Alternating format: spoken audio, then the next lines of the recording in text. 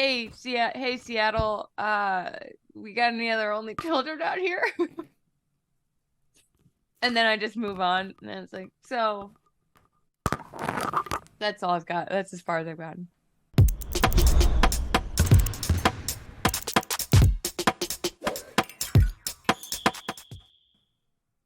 Welcome to Oddball. I'm Amin Elhassan. That is Charlotte Wilder. We've got a hell of a show for you guys today. Little bold or spicy coming down the pike. Don't know which is which. Come find out with us. I don't know. But first, Charlotte is rejoicing all across the great state of Oklahoma as the Oklahoma City Thunder have agreed to a deal with Oklahoma City on the building of a new arena, brand spanking new arena, $900 million in cost, that'll see the Thunder have a home in OKC through at least the 2050 season. Charlotte, sounds like a great story until you hear the part where the arena costs $900 million. Do you know how much of that $900 million the Thunder are putting in? 70 million? Oh, Charlotte, you idealist. This is America. Billionaires don't put down $70 million. Try $50 million. 5.5% of the total cost of this arena will be graciously covered by Clay Bennett and the rest of his ownership group. And this leads us to a very, very interesting fact, which is that's how OKC got a team to begin with. Mm-hmm. The whole thing was based on Seattle did not want to pony up funds for a billionaire's arena. That billionaire was Howard Schultz, the founder of Starbucks. He said, if you don't give me the money, I'm going to be forced to sell, and I can't promise. The buyer wants to keep it in Seattle. So City of Seattle called the bluff. Schultz sold the team. Clay Bennett, who was from Oklahoma, said, I want to keep it in Seattle. Stayed 1 year, then moved it to Oklahoma City. And we've had no NBA basketball in the city of Seattle since. Now, that's the crazy thing. It's almost like if you won over a significant other by always lavishing them with extravagant gifts. You can't kind of renew your vows later and be like, but we had the good times, right? Like the whole relationship was based on the very material benefit that you gave to the partner. And that's what's happened here in Oklahoma City.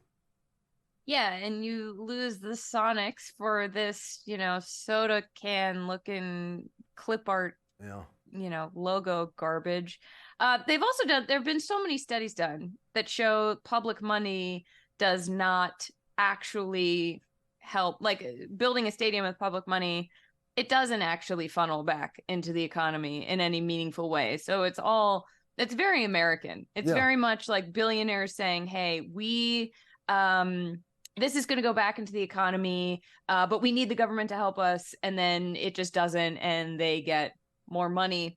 It also feels like, they keep saying we want this to be open the 2029-2030 season. There's no way this is happening by then. Also, it's contingent on a vote, but are they just thinking it's a foregone conclusion that voters are going to vote for it? Charlotte, this is the whole reason anyone across the world knows the city of Oklahoma City. That's Oklahoma City. It's sad to say, it's known for two things globally. One is the Oklahoma City Thunder. Two is the Oklahoma City bombing. And for the longest time, number two was number one on that list. So this is a matter of great civic pride for Oklahoma City. It allows them to say, hey, we're just like the New Yorks and the Chicagos and the Houstons of the world. We share something in common. You have people all over the world wearing Oklahoma City Thunder, albeit Durant and Westbrook jerseys, but there's still jerseys that say Oklahoma City or OKC on it. So this is like a really big deal for them.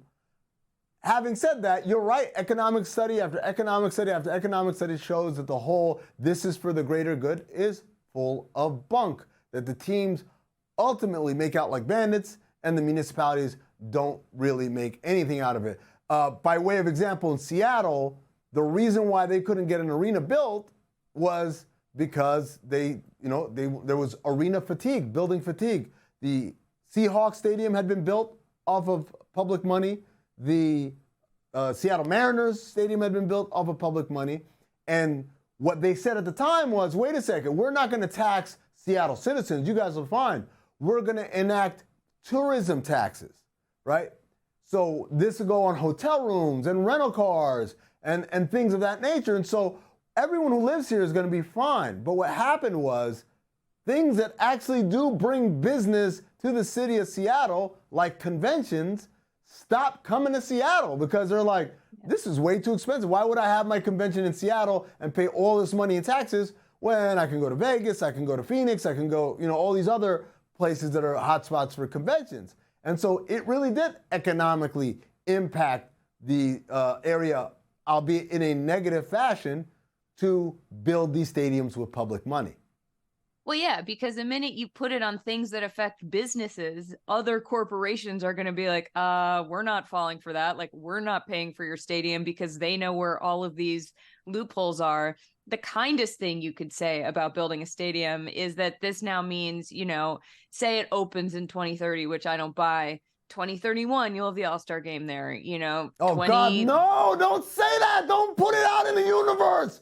I'm sick and tired of shitty-ass All-Star locations. Enough.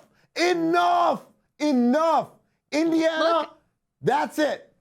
No mas. After that, don't shoot the messenger. No, this is the only argument. No, you are, look, you know what you are? You're the Flash in freaking Batman vs. Superman coming back and telling Bruce Wayne, am I too soon? I'm too soon. No, yes, you are too soon. We're going to change. I'm not too soon. I'm just right. I mean, no, you're not right. You're not going to be right. I'm not going to allow it. This is my pulpit. This is my soapbox. Matter of fact, we have an actual box in here. While you're looking for one, the only way that teams can actually put money back into the economy is by hosting these events. Listen around. Hold on. No. You're gonna hurt your back. No, on that chair. I'm not. Oh, here we go. Get that camera up. Get that camera up, I say. This is a terrible idea. Up? No, it's not a terrible idea. I have great core strength. Here we go. Up. Is that the highest it goes? Crap. Okay. So I'm going to have to crouch a little. All right, this makes it a little harder. Listen to me right now, Adam Silver. Enough with your shitty-ass all-star locations. Enough. I don't care how much they cry. They're lucky they have teams. We ought to have, you know what? We ought to have teams in Vegas, in Seattle, in Mexico City. Instead, you sending us to these backwaters? No, sir. Here's what you do. Here's the plan. Let me say it for the 100th time. I'm getting down because my knees are starting to hurt. Get that camera back down here. Get that camera back down here. I said, too low. Okay. LA, Phoenix, Houston, Dallas, New Orleans, Orlando, Miami, Atlanta. That's it. That's the list. New York does not get it. No, Chicago does not get it. No, Why? Boston does not get it. No, nobody wants to be shoveling snow on All-Star Weekend. Charlotte, nobody wants to see cattle on All-Star Weekend. I get it. This is what you do. I should have known. No. Listen, I'm not done yet. Every 9th year, you give one of these backwaters this shit. Oh, Sacramento, you want also? Okay, every 9th year, you guys can fight over that one. Sacramento, Indiana, Utah, Oklahoma City, all those places. Every 10th year, and here's where I put my money hat on, you go international. Dubai, London, Paris, Shanghai, Tokyo, every 5 years. Manila. Are you kidding me? What? Make it every 5 years. No, because there's money involved. I know. So that's how you fix All-Star Weekend. What I will not allow is for Oklahoma City to grift its way to a new building, and then a year later, I have to go see it. No. Well, buckle up, my dude, because that's what's happening here.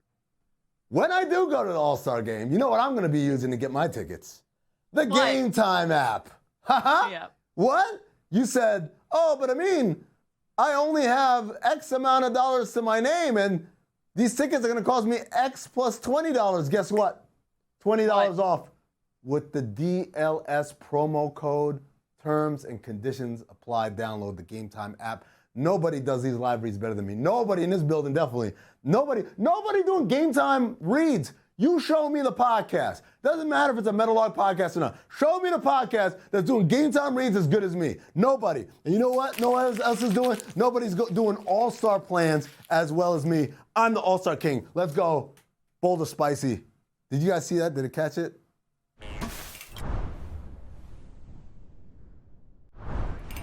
Charlotte, do you have your antacids ready by you? No, but I think you need them. I do need them. It's Tummy Ache City, and it's also bold or spicy. Flames, explosions, etc.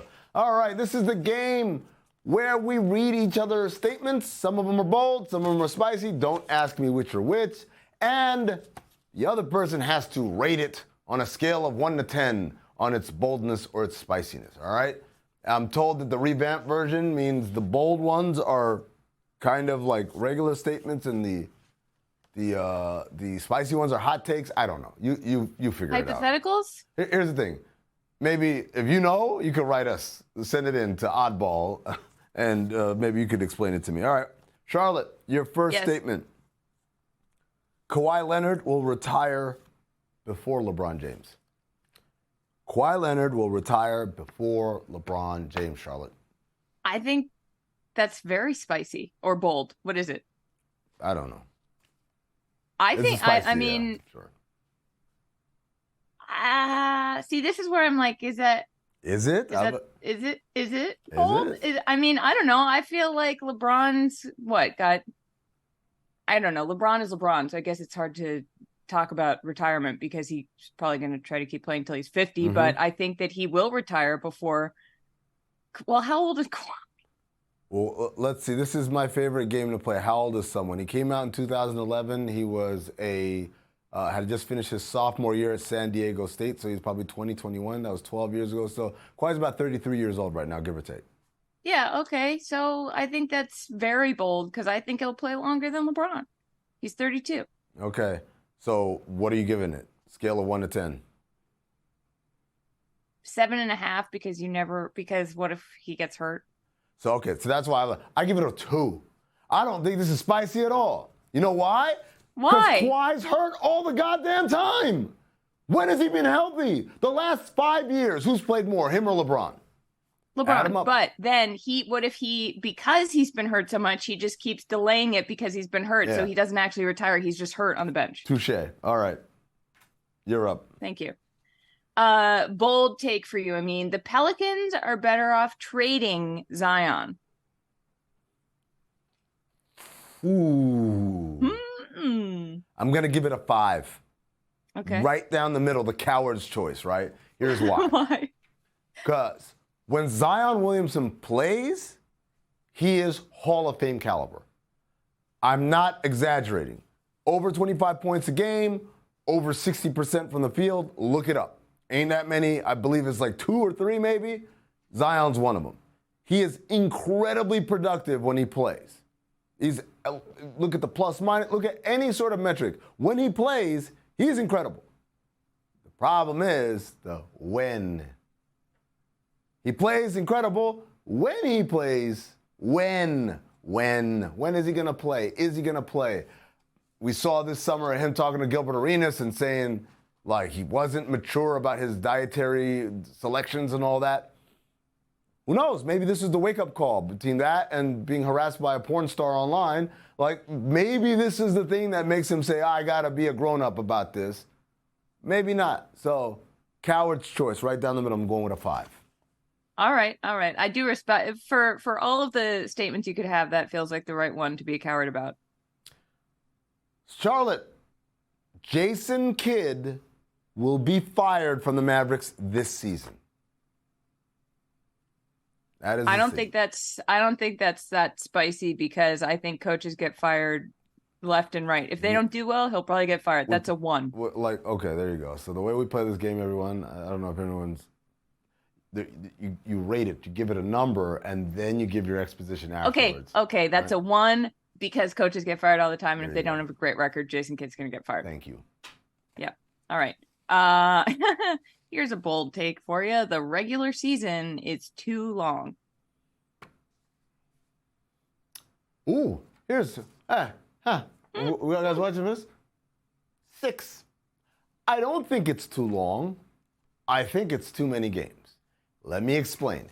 If we had a regular season that went from October to April, as it does now, but we just had less games in there, something like 70 games instead of 82 games, I think we'd have a much better product. I think if we could get it down to 2 to 3 games a week for each team, you'd have a much better product. I think less people would be sitting out, you'd have less injuries, you'd have higher caliber of play, and it'd put a little bit more importance on each game. And here's the thing, Charlotte, people always talk about, well, they'll never do it. Why? Because NBA teams don't want to give up on that home gate, right? Because if I say we take it from 82 games down to 72, for instance, that's 5 less home games for every team.